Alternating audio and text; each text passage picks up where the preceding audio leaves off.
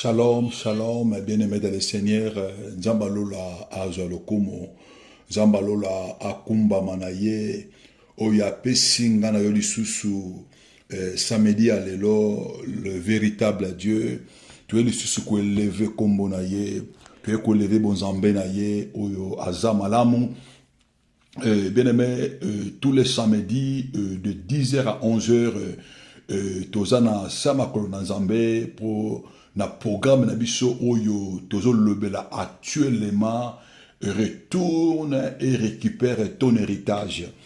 C'est votre serviteur, Dieu merci, évangéliste Dieu merci Nyanga, bien-aimé Nzambe apambola biso, Nzambe apambola bino, pona tongo oyo lisusu bo accepter biso, bo accepter maloba na Nzambe, et c'est que nous sommes bozali dans le monde entier, en Amérique, en Asie, en Afrique, en l'Océanie, en Europe et en Asie. Nzambe amona bino, Nzamba lola akanisa na bino, maloba na Nzambe, o ezali nguya, maloba na Nzambe, o ezali vie, et asusko restaurer, ba vie na bino, na bandako na bino, Nzambe wana amoni sa manisusu na ba destiny na bino. Bien aimé, tozolo bela grand thème na biso, tous les samedis, retourne et récupère ton héritage. Mais pourquoi toujours retourne et récupère ton héritage? Parce que, bien aimé, Seigneur, il y a un héritage et Nzambe a pesayo. Bien aimé, samedi passé, Tomera qui kolobela le même thème, le lot on a grand sous-thème au kolobela lelo. Bien aimé, to tangi maloba Nzambe. Dans Matthieu chapitre 2, verset 13. Matthieu chapitre 2, verset 13. Bible Zoloba, lorsqu'ils furent partir, voici un ange du Seigneur apparut à songe à Joseph et dit, lève-toi, prends le petit enfant et sa mère, fuis en Égypte et jusqu'à ce que je te parlerai, car Hérode cherche le petit enfant pour le faire mourir. Car Hérode cherche le petit enfant pour le faire périr. Bien-aimé, samedi dernier, bien-aimé, sur le même thème, retourne et récupère ton héritage. Bien-aimé, tout ça qui Bible zolo balabiso, tozana ba sorte ebele ya héritage, tozana sorte ebele ya ba fruit héritage, héritage ezali richesse to patrimoine oyo ba tikeli mutu oyo mutu azana yango oyo ba peshi mutu. Bien-aimé, to remercie ko talisa quelqu'un ba fruit ya héritage oyo Bible ezolobela biso oyo babengi héritage ezali ba fruit ezali to mona ki il y avait trois sortes ya ba fruit, trois sortes, il y a héritage, automatiquement rémunéré. Il y a plusieurs sortes, il y a héritage, il y a plusieurs sortes de fruits. Mais tu parles là qui trois sortes de fruits. Fruits de bosto le bel qui tu qui fruits de nos lèvres. Mon okonabiso est un héritage, est un fruit bien aimé. Bible zolo ba la vie et la mort sont au pouvoir de la langue. Oyo zolo ba mon okonayo bien aimé, ça peut produire des fruits de la vie, ça peut aussi produire des fruits de la mort. Tu parles que c'est le deuxième héritage. Il y a l'héritage de l'œuvre de nos mains. Bien aimé, les œuvres de nos mains sont aussi d'héritage.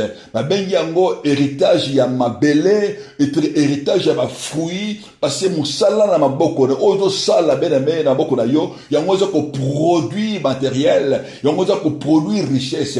Donc nos mains sont aussi l'héritage. Tu mets comme l'héritage des œuvres de nos mains. Et tu parles que c'est le troisième héritage. Tobaki, héritage, obabengi, le fruit de nos entrailles. Le fruit de nos entrailles, bien même, oezo bimana ba entrailles ya moto, oezo bimana kati na moto, babengi yango lisusu héritage. Tobaki ko lobela, c'est l'héritage du fruit de nos entrailles. Tobaki bana na biso, azali ba fruit, oyo Nzambe apesi biso, wapi totanga ki na Psaume 127, verset 3, parce que ça veut dire que voici des filles et des fils sont héritage de l'Éternel. Le fruit des entrailles, eux, une récompense.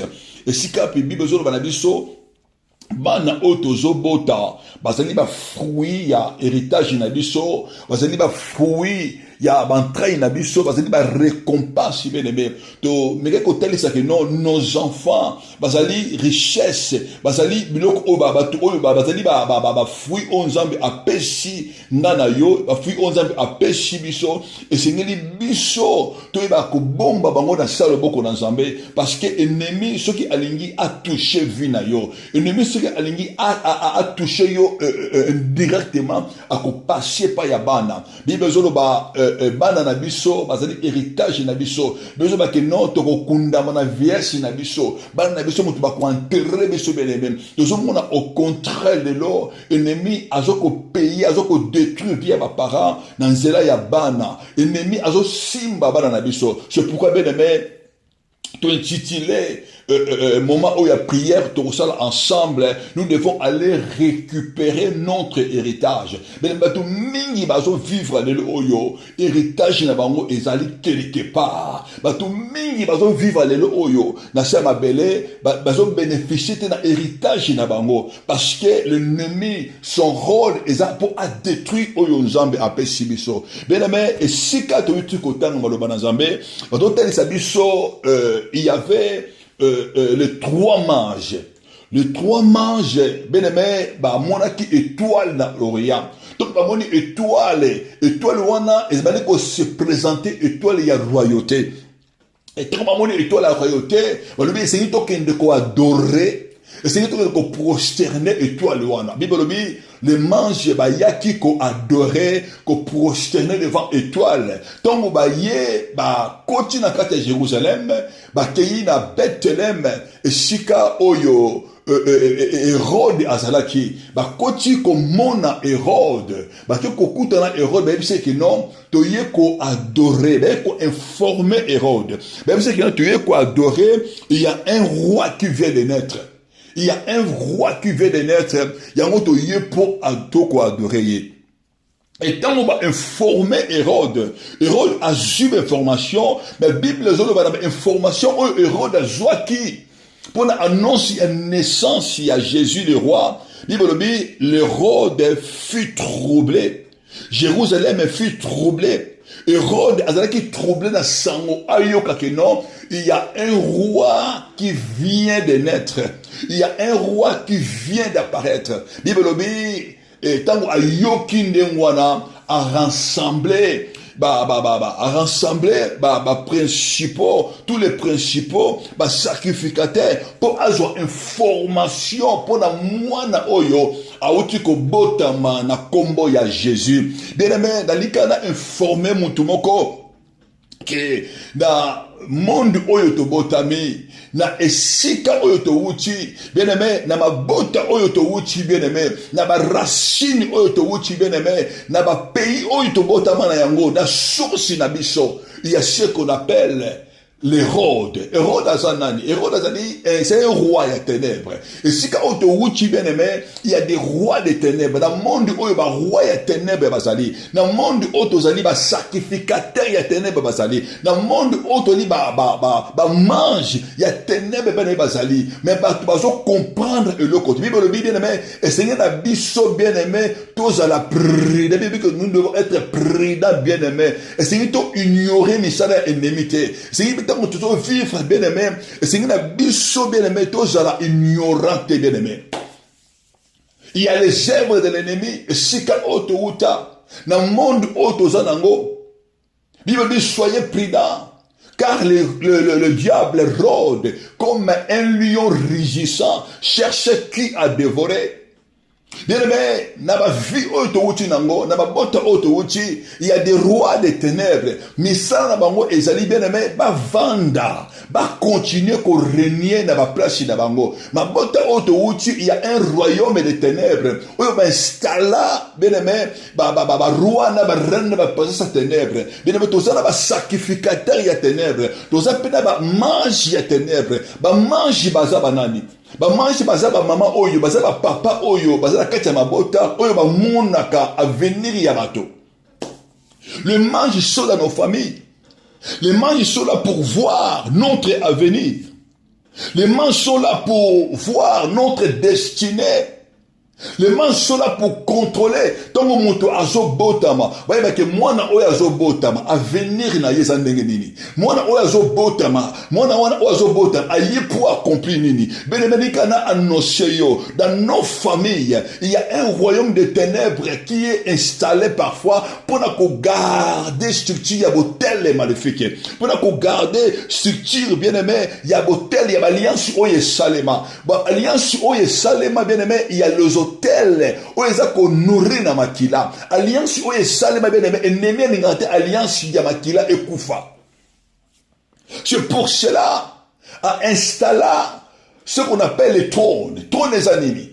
Trônes des ennemis batu oyo ennemi batu oyo hôtel et pona batu oyo hôtel et vendi ça pour garder structure enfin que loi o ezana botel loi wana ekufa te loi wana e continuer ko sala les sacrifices sur l'autel c'est ce qui fait fonctionner l'autel mais les hôtels sans les sacrifices mais l'autel wana ça fonctionne mal et ça le kola mutu azana portable na ye ozana ngo bien aimé il fonctionne bien. Tant que portable est la batterie, sauf qu'ils ont chargé. C'est ça les sacrifices. Les sacrifices fait fonctionner hôtel maléfique. Sacrifice c'est la batterie. On a fait fonctionner. Ba close à alliance. On ba koko ba sala. On ba centre ba sala dans ma famille na biso. Bien aimé c'est pour cela ba établir ça le royaume. Royaume on ba sala yango. Les alliés royaumes maléfiques et la sorcellerie. Dans le royaume il y a des rois. Dans le royaume remarquer, il y a ce qu'on appelle les gardiens, les sacrificateurs. Un roi peut être aussi gardien, mais un roi ne peut pas plus être aussi un gardien. Dans il y a royaume il y a ténèbres, il y a sacrificateurs. Les envoyés bato bayaka pona ko offrir pona ko sacrifier bien aimé bazar na kati mabota na biso mais bible jolo ba awa tangu ba mange ba comprendre que étoile moko et bimi les manges ils sont venus pour adorer les manges ils sont venus pour concilier les manges sont venus pour visiter mais bato oyo ba monaka bato oyo ba yeba ka venir na biso bene bitle muza ba yeba pourquoi mwana oyo abotami mwana wana za na nini bien aimé tangu to botamaka il y a des réalités qui se passent dans le monde à ténèbres tangu to botamaka il y a des réalités qui se passent. Bien aimé ba trône hôtel elingaka eyeba mwana oya botami azana nini mwana oya botami azanani bien aimé soki obotami pona ba intérêt na bango te bien aimé soki obotami oye ozana grâce moko particulier ozana grâce moko étoile na yo ezana grâce moko particulier destination ezana grâce moko particulier autant monsieur ezali pour renverser misana ba mais hôtel trône et ko combattre yo yango tozomona zana bato ebele lelo oyo ben avortement misusu zo salema ben mais cause ya destinée oyo mwana wana zalaki na yango ba décide ba avortement zo salema lelo oyo cause ya venir ya bato bien aimé ennemi pona ye alingaka te mutu a régner alina monde ténèbres alingaka te royaume mususu ya ko régner pona bango kika le ciel du royaume na bango et sengeli et régner bango ne sengeli ba dominer c'est pourquoi toujours ba bien aimé bango ba ko continuer ko régner toujours. Et c'est que gloire ya Nzambe et continuer ko régner. C'est ça le rôle des hôtels magnifiques. C'est ça misala au hôtel magnifique ça ka bien aimé ko konza mabota, ko diriger mabota, ko sacrifier mabota. Le rôle il y a trop de magnifiques. Donc moi j'ai information moto. Donc on dit que yo okozala boye, yo okokende liboso, yo ko avancer, bien aimé. Et trop de maléfiques, bien aimé, et Lukaka est frappé, et Lukaka est condamné, et Lukaka est bomba, bien aimé. Bato mingi bato souffrir de le bien aimé. Cause de mon bien aimé, ils allaient destiné oyo yo ozana yango, destiné oyo nzambe apesi yo, destiné oyo sengeli yo o manifester na sema belle oyo. Et bato mingi bien aimé bazali privé na grâce ensemble na vie na bango. Ne soyez pas privés de la grâce de Dieu. Bato mingi bien aimé bato souffrir na sema belle oyo parce que trône bien aimé etalaka oyo mutu azolinga azwa. Bibolobi, Hérode, il était furieux. Hérode, il était fâché. T'as une nouvelle qu'il y a un enfant, un roi qui va te naître. Mais Hérode a tué presque tout le bébé de 2 ans jusqu'à 0 pour garder la royauté naïe. C'est ça, mais ça les bien aimé. Et ça va tout mingi les bien aimé parce qu'il frapper Nabana. Vous allez frapper, bien aimé, parce que Hérode a zomona grâce. Oyo Nzambe a tié likolo ya bana wana. Bana mingi bazali combattre lelo et pas ennemi. Pour la grâce, oyo nkolo a tié kati na bango. Ennemi a zomona étoile. Ennemi a zomona destinée. Likolo ya bana wana. Et ennemi a zomona ke bana oyo soki na tiki bango ba vivre. Bana oyo soki na tiki bango ba kola. Bana oyo soki na tiki bango ba botama. Bazali danger na royaume na ngai. C'est pourquoi bien aimé, l'ennemi se lève. L'ennemi se lève pour combattre. L'ennemi se lève pour renverser. L'ennemi se lève bien aimé pour troubler. Bibelobi, Hérode il fut furieux. Il fut énervé. A sangisi bateau. A sangisi mon bateau a une information pour la naissance à Jésus. Ayeba esikani ni mwana oyo akobotama. Esikani ni mwana oyo akozala pour akende ko combattre ayeb. Bien aimé, les mages, ils ont adoré Jésus avec l'or, avec myrrhe, avec l'encens. Mais Hérode était. Hérode, il voulait venir adorer Jésus avec le paix. Il voulait venir s'approcher de Jésus avec le paix, bien aimé, pour tuer. Bien aimé, tout mingi de l'oyo, bien aimé, destiné na yo. Nani atala destiné na yo, bien aimé. Nako bota mana yo, bien aimé. Mange nini, bien aimé. Batine pour atala destiné na yo. Pour ayeba avenir na yo. Pour ayeba yo ozana nani. Zamba zoloba na Abraham. Zoloba à toi sortira une postérité qui possédera la porte de tes ennemis. Alors ta postérité possédera la porte de tes ennemis. C'est ça que l'ennemi a peur. Que l'okomoko est bimanakati na yo.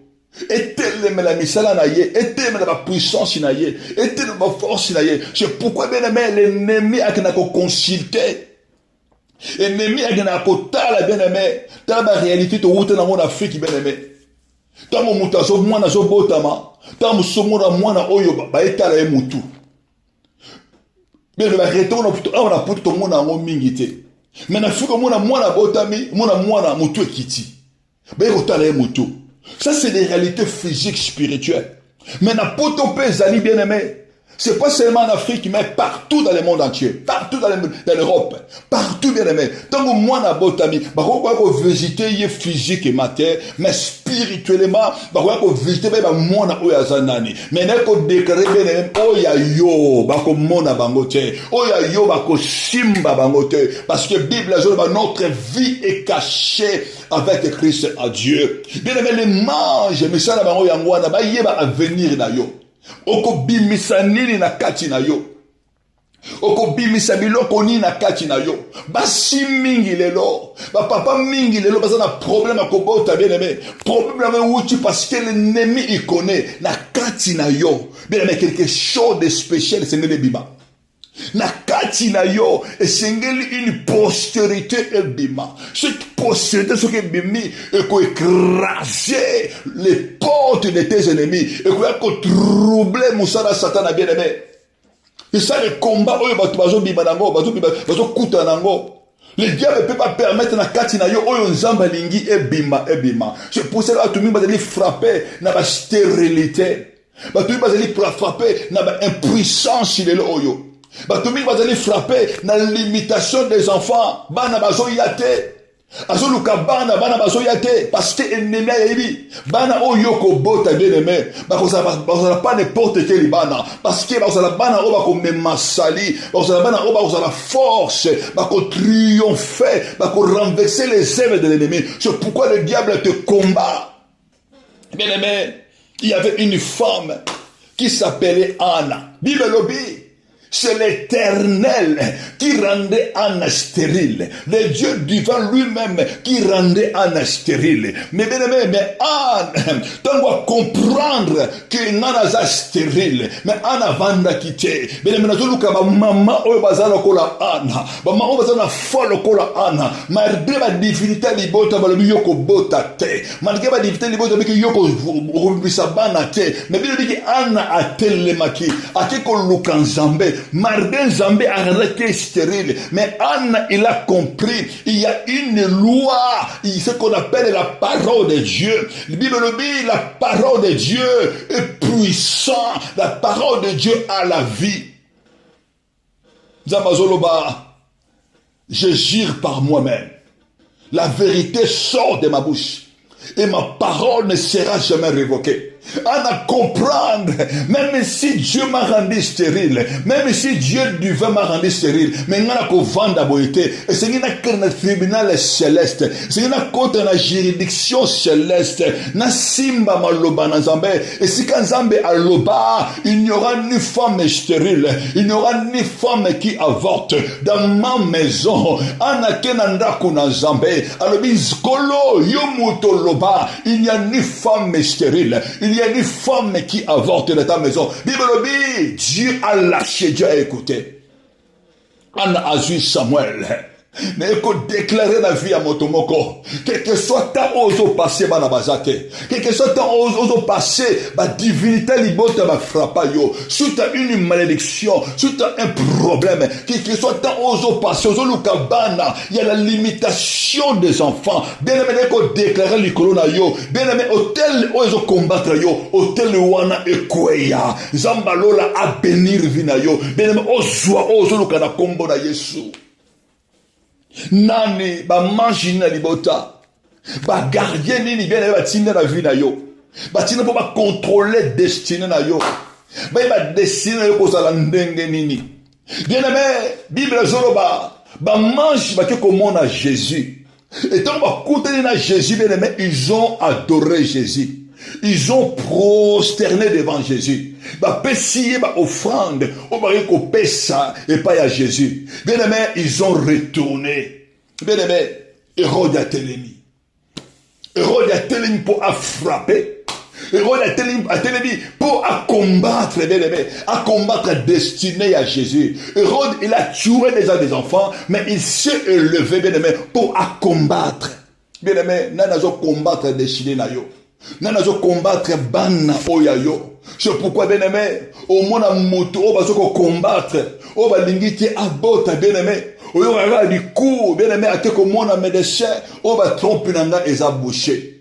Va tromper na yo et ça boucher. Mais les gens va tromper nous à boucher. Oh, osana ba nyom.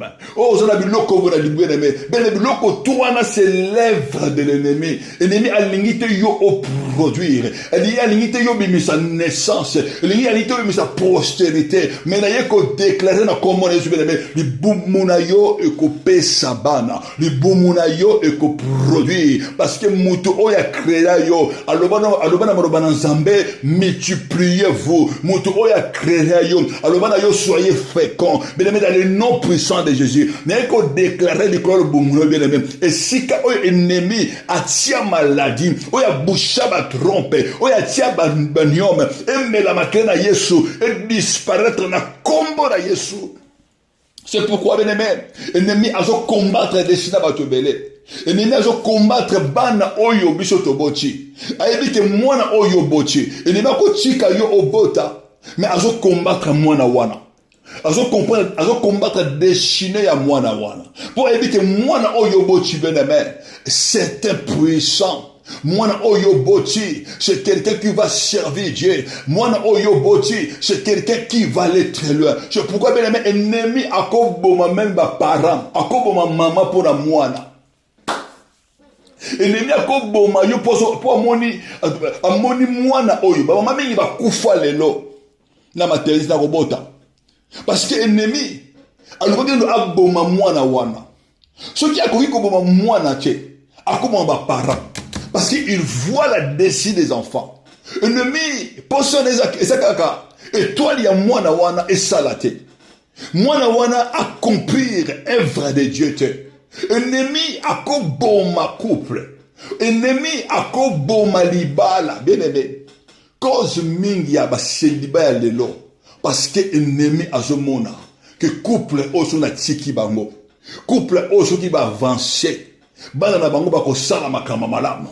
Bana na bango bako kende liboso. Il y a beaucoup bien aimé de séparation qui se passe aujourd'hui. Bien aimé, et la suite, il y a bana oyo batu bazo bota. Mais toi il y a nzambe oyo ezali bokili de kolia bana oyo batu bazo bota. Pour la destinée na bana. Et même que ceux qui n'a détruit ba parents oyo na ko détruit bana oyo mbala moko. Bien aimé, c'est pourquoi ngane ka ko déclarer bien aimé, li bana na ko kufa te. Mutu nyonso oyo azui mandat pour combattre couple na yo, pour détruire ribana, pour ennemi que ba parents ceux qui va télémi na prière, bana na bango ba ko bika. Ba parents ceux qui va télémi na prière, le bon quand zamor de kola bana na bango. C'est pourquoi l'ennemi il combat plus chez les parents pour les enfants. Bien aimé, Bible Zoloba, Hérode a se décidé pour détruire. Et Hérode a se décidé pour détruire Bana du 0 à 2 ans. C'est ça le rôle des rôles. Il y a de la destruction. Rôle, il y a Hérode déjà à Bébissa. Rôle, il y a Panza. C'est ça son rôle, bien aimé. Mais Bible Zoloba, bien aimé, pas tout autant à Awa, ange à Yekoloba, na Joseph. Ayebi si Joseph, alors il zoa moi na yo. Na moi si na yo mari. Bokende na Égypte. Parce que Hérode, Azoluka, a détruit moi na nabino. Hérode, Azoluka, a bébissa moi na nabino. C'est ça le plan de l'ennemi. C'est ça le plan des sorciers pour détruire. Plan ennemi pour bébissa bana. Plan ennemi pour alongola maele ya bana. Plan ennemi pour rendre décida bana inutile. Mais le mettant aux âmes à yebisi Joseph, il a écouté la parole de Dieu. Il a écouté le message de Dieu. Bible dit, Joseph a vu le petit Jésus avec sa maman à Kenabango en Égypte. Bien aimé, la première des choses pour nous préserver bana, pour nous préserver oyon kolo apesibiso. Bien aimé, l'écoute de Dieu. Faut que yoka oyon zambe azoloba. Faut que yoka mungongo na zambe. Bien aimé, la révélation, bien aimé, c'est très important dans la vie à chrétien. Bah parmi les lois, bien aimé, révélation si ekenda. Révélation pour la banane bango exacte. Mais tu dois avoir la révélation pour tes enfants. Et c'est nous on écoute dans Zambé. Bible je connais mes brebis. Mes brebis attendent ma voix. Mais tu dois écouter la voix de l'Éternel pour tes enfants. Nena lobaka na yo pour la libota na yo, pour la couple na yo, pour la foyer na yo. Oka mungongo anani bien-aimé. La révélation, la première des choses. Tu es un brebis qui écoute la voix de Dieu.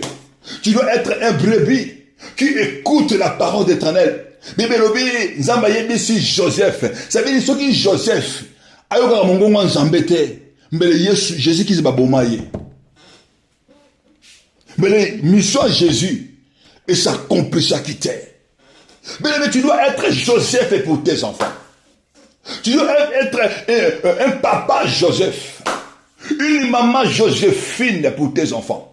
Pour écouter la voix de l'Éternel. Et pour préserver la destinée de nos enfants. Mais ça, c'est notre charge. Après, auprès de nos enfants. Nani alobelaka yo pona bana na yo. Nani alobelaka pona destinée na yo bien-aimé. Nani alobaka pona yo. Oka mungongo ya nani bien-aimé. Nani alobaka na yo.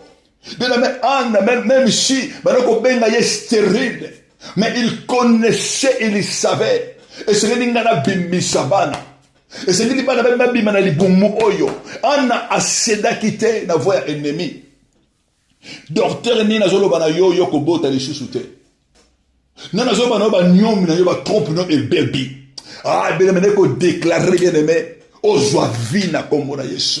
Na zolo déclarer que yo ko bota te. Na lui que bana na yo ba ko bika te. Bana ba ko bonga te bien aimé. Et singli bien aimé yo comprendre bien aimé. Tu es bana Zambé o yo lobana yo bien aimé, tu vas produire. Tu vas produire, bien-aimé. Tu vas multiplier. Et tu vas assujettir. N'est qu'au déclarer. Moutounion so oyo. Médicalement, va déclarer le corona ye. Qui a kobotate. Bien-aimé, ngana ye ko désirer ordonnance wana. Bien-aimé, na sako li corona yo. Yo okobota bana. Yo okobota ma passa. Tu auras, bien-aimé, des enfants qui vont être l'honneur pour toi et pour l'Éternel. Nana zo combattre destinée na yo. Nana zo combattre bana oya yo. C'est ça les missions de l'ennemi. C'est ça les rois des ténèbres. Ba bengi bango ba tira bien-aimé. Bi besoin bana besoin bien-aimé. Bien-aimé les capture. Fait sur le juste. Bien-aimé lui sera arraché. Na yebite bien-aimé roi libota. Bien-aimé aboma nini. Ayiba nini. A sacrifier nini. Aboma nini. Nani aboma descendance na yo. Nani aboma postérité na yo. Nani aboma postérité. Nani abebisa semence na yo bien-aimé. Yesu azoloba. Le voleur vient pour voler, pour égorger et détruire. Bien-aimé, ba sacrificateur ya mabota. Ba mange ya mabota. Ba roi na ba reine ya mabota. Bayaka pona ko égorger. Bayaka pona ko yiba. Bayaka pona ko détruire. Mais Jésus a zoloba. Moi je suis venu pour vous donner la vie, bien-aimé. Neko déclarer du koloya motomoko. Oyo hotel la mabota. Oyo e sacrifia mabota na ye. Oyo e sacrifia bana. Oyo e yiba postérité na ye. Neko déclarer likolo na yo. Oyo kufa ezwa vie. Oyo kufa ezwa vie. Dans le nom puissant de Jésus-Christ de Nazareth. Bien-aimé, basaka ba voleur.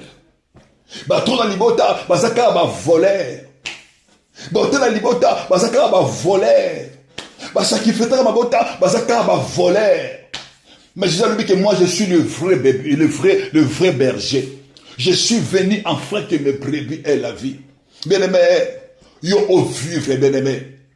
Il y avait Ribin, moi il y a Jacob. Bien-aimé, Ribin, il était maudit par son père. Ribin, il était produit par son père.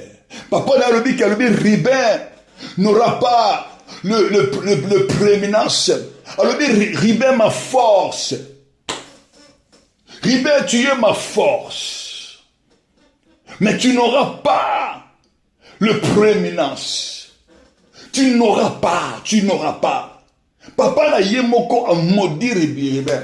Alors oko zouate. O epesa kamakasi. Oko zoa honnêteté. Ribin tu n'auras pas. Tu es le premier aîné, ma force et ma vigueur. Mais tu n'auras pas le ko tombo la kamoto. Oko joate succès. Oko joate héritage. Mais la Bible qui Ribin héritage.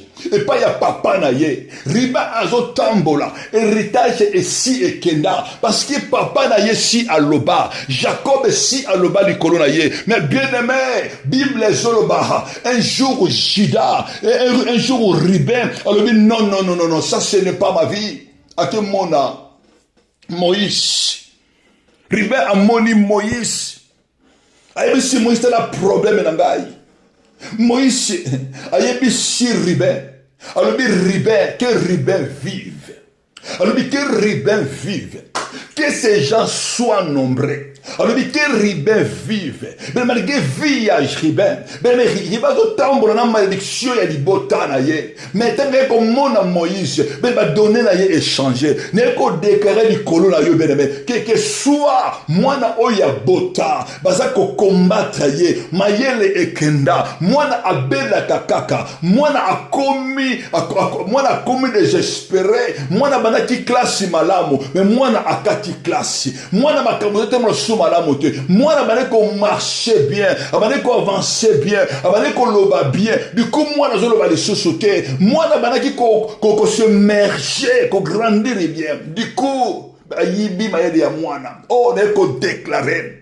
Mais ko bomba oya mwana. Ben ko déclarer mutu nyonso oya yiba mayena mwana na yo. Mutu nyonso so combattre mwana na yo. Ayamba kaki akweya. A libérer au nom de Jésus. Ne ko déclarer mutu nyonso oya bomba. Bien aimé, mutu wana ayamba kaki akweya. Ben me kufa ezongela ye. Ne ko arracher oyo ba yiba ya mwana ezonga na vina ye na kombo na Yesu. Tone nezoloba. Hôtel dit les autres sacrifice. Moi na yo za sacrifice ennemi te. Moi na ko sela hôtel libote ba saint-traité bien-aimé parce que toi tu es appelé à servir Dieu. Toi tu es bien-aimé l'enfant de Dieu. Toi tu es la fille, tu es la fille de Dieu. Bible va c'est que le tyran, c'est que l'homme fort a volé, bien-aimé il les rendra. Bien-aimé tyran azamuto yiba, batu o ba bunana biso, batu ba bundisa mabota, batu o ba yiba o ya biso. Bien-aimé les captifs fait sur les justes. Lui sera échappé. Bien aimé nazo bonde là. Et si nyonso. Prison nyonso oyo bakanga oya yo. Bien hôtel nyonso oyo vandela oya yo.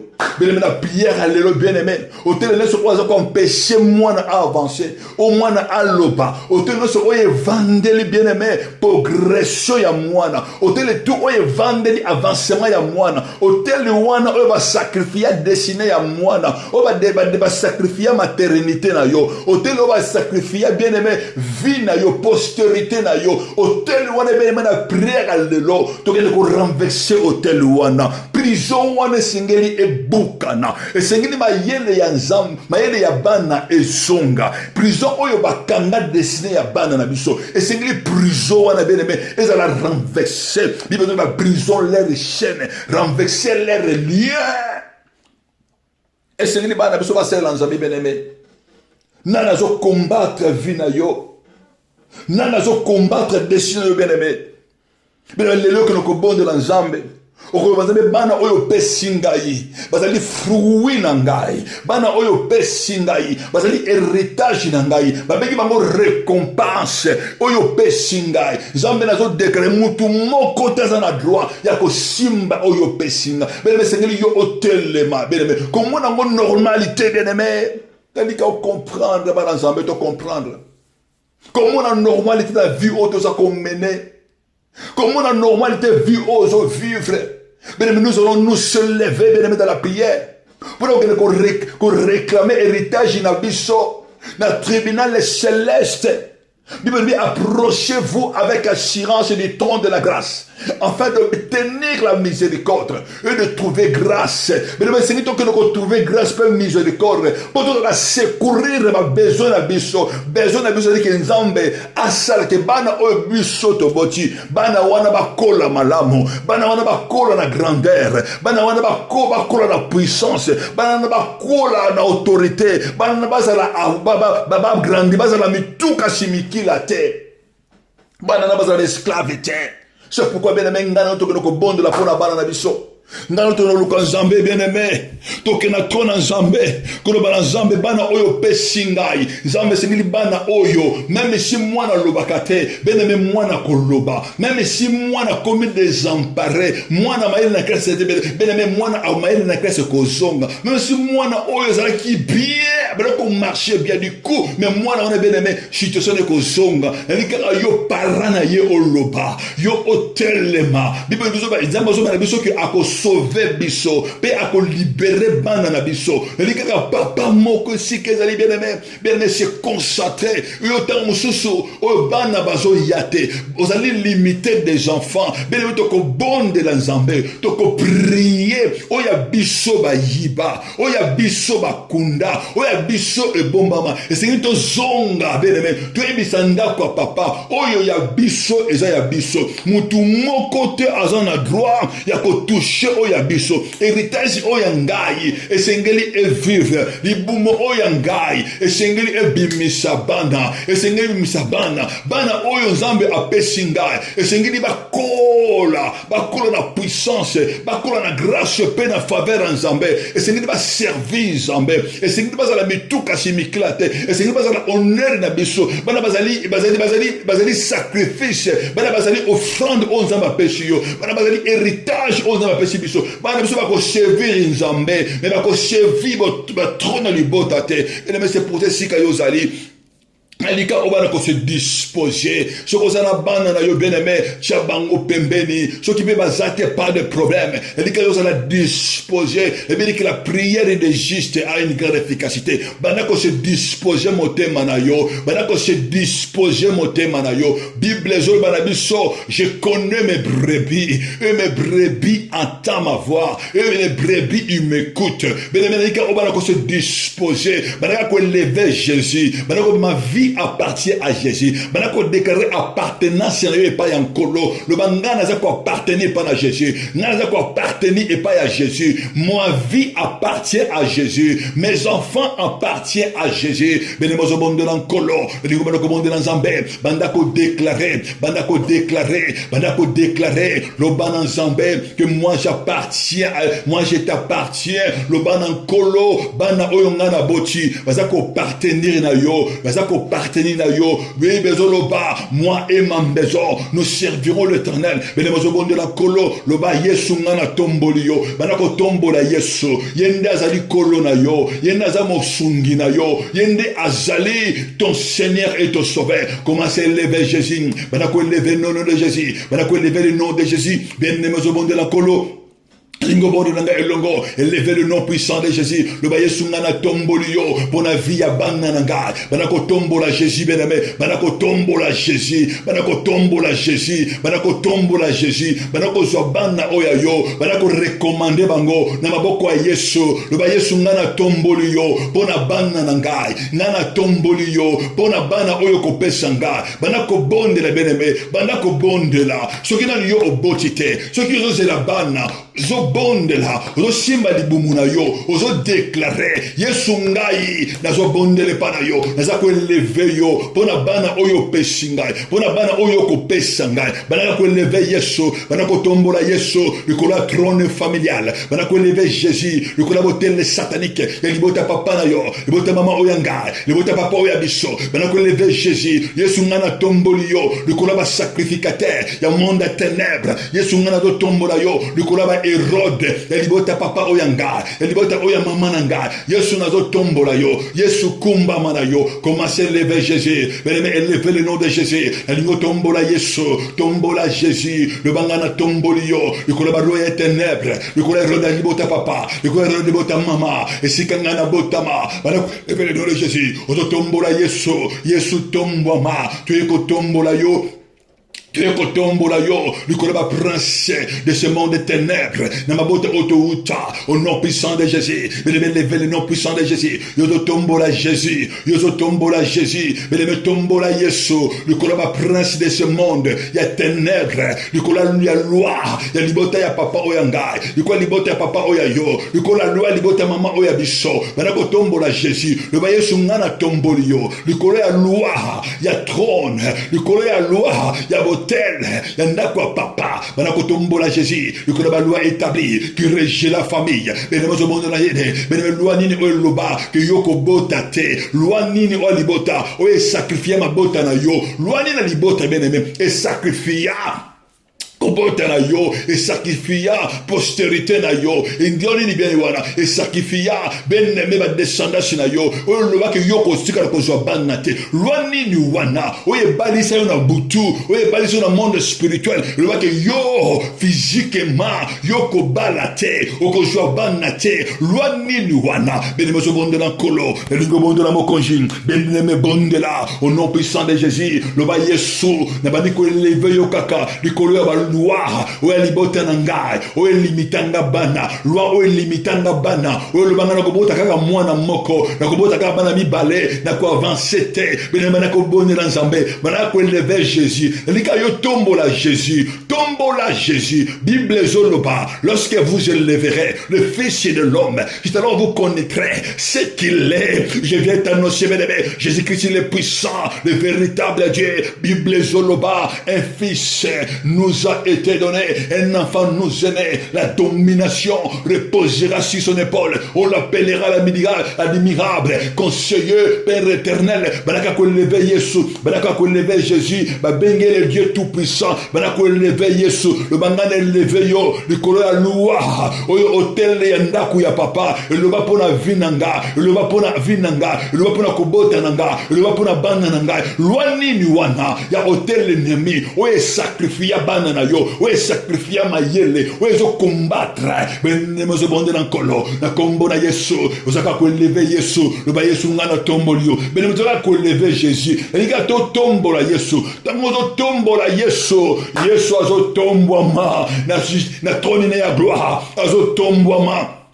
Maintenant, quand tombe la trône à Jésus, tombe la trône à Yé, bien-aimé, tombe la trône à Yé, dans le trône de Jésus, il y a les sacrifices du sang de Jésus. Dans le trône à Jésus de tombe, dans le tombe à Jésus, son sang parle, tombe la Yesu, Yesu n'a que tombe la yo, Nicolas Loi Libota, Ebo Elanga Libala, Ebo Elanga Bana, et que tombe la Yesu, Nicolas Loi Libota, Oezo combattre maternité nanga, Kolo, na kombo na Yeshua, beneme bondela, au nom puissant de Jésus, banako tombo na kolo, Nicolas Loi wana, oezako poursuivre yo, nanzela ya bana, oezako combattre destiné na yo, destiné ya bana, oezako lumona mele ya bana, oezako yiba venir ya bana, bene banako bondela nzambe, notele nini wana, oezako sacrifier, oezako yiba bana ngai, loi nini wana, oezo déclarer sacrifice ya bana ngai, na kombo na Yesu, le sang de Jésus, Yesu nganazo tombola yo, banako tombola Jésus, banako tombola Jésus, banako tombola Jésus, bien-aimé dans le Seigneur,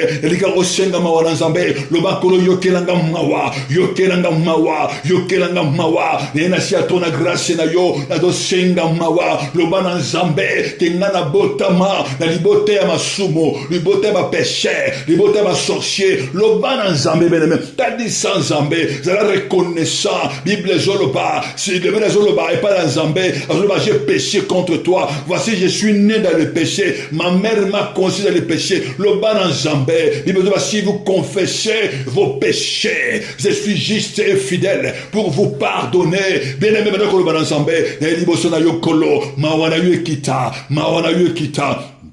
Mawana yu kita, Zambenga na zobondela, Mawana yu kita, Likolo ya vinanga, dans le nom puissant de Jésus, Mawana yu kita, Zambenga na zobondela, Neko senga mawa, na kombo na Yesu, au nom puissant de Jésus, Mawana Zambe kita, au nom puissant de Jésus, Mawana kole kita, au nom puissant de Jésus, Odo senga Mawana Zambe, Likolo ya vina yo, Likolo ya bande na yo, lo bana Zambe, Bible si vous confessez, le banzambe talanga na kotaki na ndako banganga na konstaki ba mandona bele senga mawana nzambe na yebite tango mususu o konstaki bato batalaka betwale bato batalaka via bato na yebite nani yo konstaki prophète nini ya ténèbres oyo monaki oyo pesaki tango mususu mutuna yo o pesaki maboko na yo bien aimé ozo senga mawana nzambe bele tala vina yo kota na vina yo esika nini yo ombamema yo loba na nzambe na bote na libota oyo idola idolâtrie, libota oya idolatrie, benema zo bonde na nzambe, na lingo bonde na nkolo, le lama wana nzambe, autour de lama wana nzambe, banako beda makena Yesu Masia, évoquer le sang de Jésus, banako évoquer le sang de Jésus, et banako sanctifier, esprit âme corps na yo, le bana nzambe, dans la vie nangai, et si kanyo surtout, impurité kotaki, et si kanyo suire kotaki, et si kanyo son nzambe, et kanyo se livrer ngamoko, et si kanyo oyo libote livra kingai, na ye epai na yo, et si kanyo oyo impurité nzambe, et la tingai, na so bela kama makila na yo Yesu, et banako sanctifier, benema niko bonde na kolo, banako mate na prière forte, banako bonde na nzambe, le banan kolo, tala mo Dieu mon roi, la qui se va porte nini, ou ezo kota pena ko détruit bana, na lingyo bonde na nzambe, le lama wana nzambe, les lama wana nzambe, les lama wana nzambe, les lama wana nzambe, bien aimé au bon de la colo, au nom puissant de Jésus, bien les lama qui l'a, évoque le sang de Jésus, les sang qui lave, les sang qui nettoie, au nom puissant de Jésus, yosobe lama qui l'a, et banako laver, et banako sanctifier, le sang de Jésus, et banako kangaba brèche, zela so munguna ale kaka, et makila na Yesu, et kanga yango, zela so munguna ale kaka, pour la détruire bana, pour la détruire destinée, bien aimé la repentance, Bible Zoloba, si mon peuple, si qui mon nom est invoqué, simili, mais la prière commence par la repentance. Dieu commence à nous écouter lorsque nous nous repentons de tout notre cœur. Kuyana sama kolona nzambe, le banazambe yo kiranga mawa, mawa na yo kitana vinanga, benema zo bonde lankolo, senda mawa na nzambe, talisa ye vinayo, il est fidèle pour nous pardonner. Zambe tala vinanga, zambe na botama, la libota va sorcier, zambe na botamba, la libota va idolâtre, zambe mon Dieu mon roi, na soumela makila na yo, les sang du rachat, bela makila rachat, les sang de Jésus, oye somba biso, makila Yesu Masia, oye longola biso, na monde ya ténèbres, oye mema biso, na monde de lumière ya Jésus, bela makila, bela mazo de la colo, bela makila, le sang puissant de Jésus. Osobele la makila na Yesu, belle la makila, la combo na Yesu, osobele la makila, le bana Saint-Esprit, remplis ma vie, remplis ma maison, revêtis-moi, le bana moli mon enjambé, par le Saint-Esprit, le bas Saint-Esprit, rends-moi capable, donne-moi la force nécessaire, Saint-Esprit de Dieu, pesanga mayele, banako senda esprit révélation, nzamba banako révélé yo, Bible zoloba, l'ange a parlé à Joseph, alors lui prend le petit enfant et sa mère. Bien aimé, maintenant que le Saint-Esprit, nous avons besoin de révélation. Mouli mon ensemble, maintenant que révéler ngai, où est allé caché, pour la bande ngai. Le Saint-Esprit, révéler ngai, où est allé caché, où on a yébité. Saint-Esprit, révéler ngai, pour la foyer ngai, maintenant que révéler ngai, maintenant que révéler ngai, pour la vie ngai, pour la passé ngai. Bible Zoloba, lorsque le Saint-Esprit viendra, il vous dira les choses à venir. Bien aimé, vous savez, les manges, c'est des gens qui connaissent les choses à venir, mais ils ne connaissent pas la révélation, ils ne connaissent pas le plan de Dieu sur notre vie.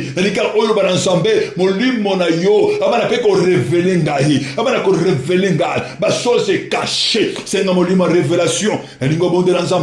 Pour la banda oyayo, pour la banda oyayo, le bananzambe, ni batama, oyongana yebite, le bana Saint-Esprit, molimo nanzambe, le bas Saint-Esprit, révélé ngai, oyezali caché, oye batama, na vina ngai, pour la bana oyangai, nani abamba, nani azo batama, nani aza caché, nani azo combattre, bana oyangai, nani azo combattre, destiné oyangai, ozolo bana Saint-Esprit, molimo nanzambe, manifeste-toi, manifeste-toi. Manifeste-toi au nom puissant de Jésus. Au nom de Saint-Esprit, Saint-Esprit, au tel nini, et au combattre, bananangai, au tel nini, et yiba, ban maternité nangai, ou et au boyangana bota, au tel nini, ou et au menacer maternité, ou et au rendre impuissant, la ligne bonne de l'ensemble, banako tuna Saint-Esprit, banako de Saint-Esprit, le bana Saint-Esprit, yosa moana l'ensemble, bisto tuna kana Saint-Esprit, ben le maison bonne de la colo, lobana Saint-Esprit, Saint-Esprit, otele nini, oe limitanga na bana, oe zoboyanga na bana, na bota, oe zoboyanga na bala, banakotuna Saint-Esprit, otele nini wana, oe peki shingai, na mona gloire na yo, benilimo zobonde na kolo, tuna Saint-Esprit, otele nini wana, oe yiba mayela bana, otele nini wana, oe yiba bakapasita bana nangai, otele nini wana, oe zo limite bana nangai, otele nini wana, oye boma, benilimo zobonde na kolo, au nom puissant de Jésus, bandako renversé, bandako brisé, na nigo bonde nangai elongo, ozo déclaré, au nom puissant de Jésus, otele nyonso, ezele ya papa nangai, ezele ya mama nangai, otele ancestral, ezele ya bakoko nangai, elibota ya papa, otele ya maison de naissance, plasingana botama, plasingana leka, plasingana lia, ozo combattre destinée nangai, ozo combattre postérité nangai, ozo combattre semence nangai, ozo combattre nangai indirectement, nanzela ya banda, ozo autorité, banako renverser yango, melisango makila, au nom puissant de Jésus, ozo bonde nankolo, benebonde nanga elongo, nazo renverser, banako briser, beneme kwisa hotel wana, au nom puissant de Jésus, ozo kwisa yango, par le sang de Jésus. Par les sang de Jésus, le hôtel Louane Kweya, hôtel Andaka Pape Kweya, hôtel ancestral Kweya, hôtel Labakok Kweya, et le botama me Kweya, Banako renversé, au nom puissant de Jésus, Yoso Mondana Elongo, Yoso déclaré, au nom puissant de Jésus, hôtel la sorcellerie, il y a la sirène des eaux, hôtel l'esprit des eaux, il y a l'esprit de forêt, il y a l'esprit de montagne, il y a l'esprit de désert, il y a l'esprit astral, hôtel le Nyoso, où ils ont combattre, destiné Nanga, où Ngelanga ibana, oye boyanga na bota, oye boyanga na bala, hotel le nyoso, oye limitanga, oye limitanga na mwana moko, oye boti boyinga na bota, hotel le wana, oye onga na bota, oye zo combattre bana nangai, oye zo limiter bana nangai, oye zo combattre bana nangai, na renverser yo, na linyo renverser, et ne bonde dans colo, au nom puissant de Jésus-Christ, bon gravisser yango, par le sang de Jésus, mais au briser les hôtels, par le sang de Jésus, le hôtel louane kwaya, Melisango makila, bien mozo bondela, melisotelo na makila, ekweya na kombo na Yesu, brise yango, na kombo na Yesu, au nom puissant de Jésus, yozo brise lilo, ozo dekenanga elongo, au nom puissant de Jésus, prisonniers prisonniers, oye kanga, destiné nangai, oyo ba jipa, banga nangai, oyo ba kanga bango, nakata prison ennemi, banako briser ba prison, na kombo na Yesu, au nom puissant de Jésus, banako briser ba prison nini, oye kanga maternité, prison nini hôtel, oye kanga kobota na yo, oye randa yo impuissant, prison nini wana, banako renverser, oye yiba maela bana vanda wapi, nana kotisa maela bana, nakata prison, Bible zoloba, prison la richesse, délivre de l'herrière, je demande l'ensemble, on déclarer que prisonniers sont, oui, kanga bananga, ne ko briser yango, bene zo monde dans colo, Bible zoloba, brisons les portes des rangs, brisons les verrous de fer, bandako briser, ba porte ya rien, ya ba prison ennemi, bandako briser, ba prison ya fer, bandako briser yango, ba cadena bango ekweya, ba cadena, nana kanga yo na mulangi, nana kocho na mulangi, bene,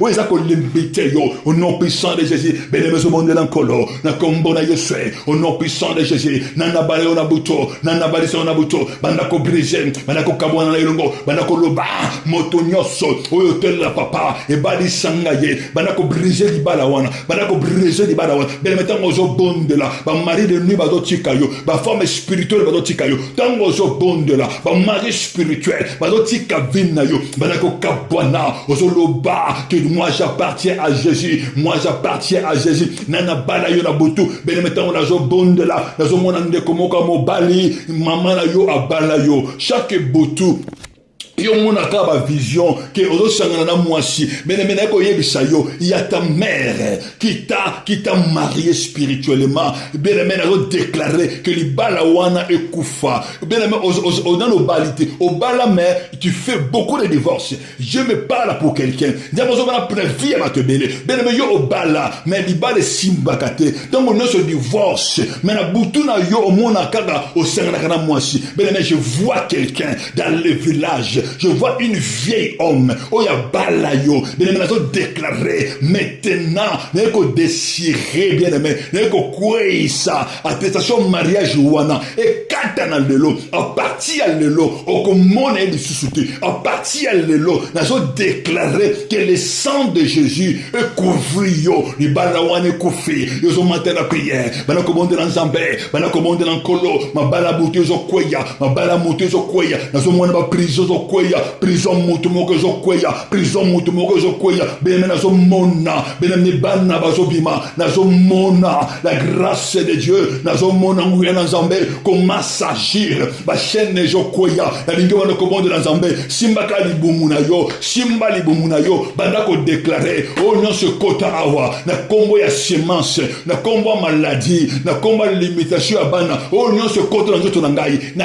kombo ya manque ya maternité. Na kombo ya fortement banako déclarer nzambe nini ekota na kati na yo oye koma maladie oye koma banyomba oye brusa ba trompe banako déclarer banako senga moto ekita e banako tumba moto ekita e banako tumba semence nyonso basenga na libumu oye zo condamner vinanga ya koma ba trompe ya koma banyomba banako briser yango oye zo boucher ba trompe nanga banako bela moto nani ba tiena libumu na yo nazo mona serpent wana oye ba tiena libumu na yo mais azobima, azo libéré yo,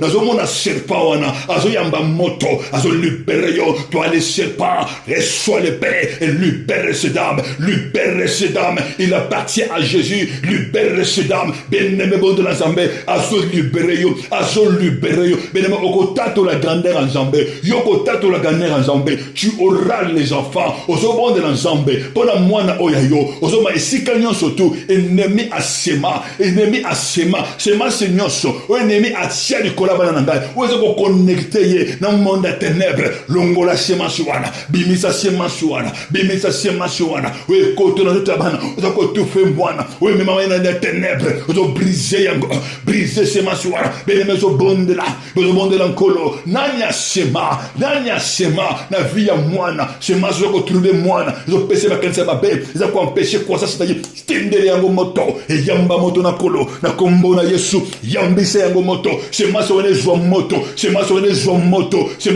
moto mwana aloba mwana atelema mwana atambola maela zambe maela nkolo ezonga maela na ye ezonga dans le nom puissant de Jésus mon Dieu et mon roi mwana oyo aloba mwana oyo atambola mwana oyo avivre mwana oyo atanga mwana oyo akende mulai na akende besika mulai mwana oyo avance na kombo na Yesu yeko briser toute limitation oyo batili mwana briser ba barrière wana ba barrière invisible négocier la vie ya mwana koisa yango déchirer yango voile wana oza ko empêcher pour avancer déchirer yango na kombo na Yesu merci Jésus. Merci Jésus. Maintenant qu'on peut ça merci pour la vie na yo. Maintenant qu'on peut ça merci pour la moine oya pesi yo. Maintenant qu'on peut ça merci pour la guérison ya moine. Le banza na pesi yo merci pour la moine oya pesi ngai. Merci Jésus pour la délivrance ya moine oya pesi biso. Merci Kolo pour la moine oya pesi bana oya pesi ngai. Merci pour ton andimi na kobota, ngana kobota, le bana nzambe, ngana ko produire, ngana ko multiplier. Le bana nzambe bana ngai bazali passe bazali héritage bana nanga bako posséder porte ennemi nanga bana nanga bazali force bako kwesa ennemi bana ko pesa merci au nom puissant de Jésus bien-aimé na so bonde la pona yo éternel le Père dans le nom puissant de Jésus papa nakabi bana na yo na maboko na yo Yesu selon ta parole. Bible dit tu es derrière ta parole pour l'accomplir. Et tu accomplis ce qui déclare tes serviteurs. Papa n'a pas déclaré du collabora na yo. Moi na yo nyo surtout zambe oyo bakanga ki mabota.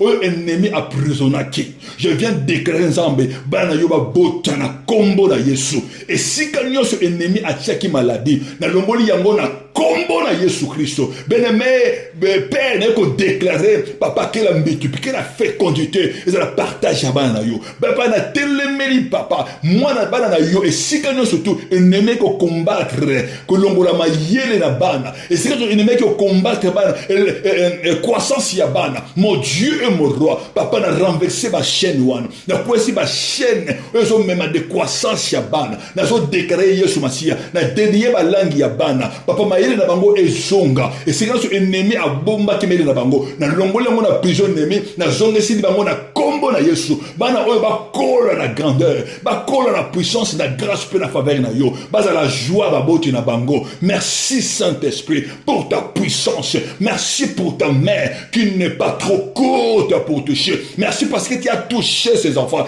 merci parce que tu as restauré ces enfants par ta parole, par ta puissance, dans le nom puissant de Jésus. Tout le bien. Amen. Nzambalola apambola bino, nzambalola azana bino bien-aimé, to kotana lisusu na bino elongo samedi prochain na prière na biso oyo tozo sala retourne et renverse pour les hôtels familiales. Nzambe alola amona bino dans le nom puissant de Jésus. Merci Jésus.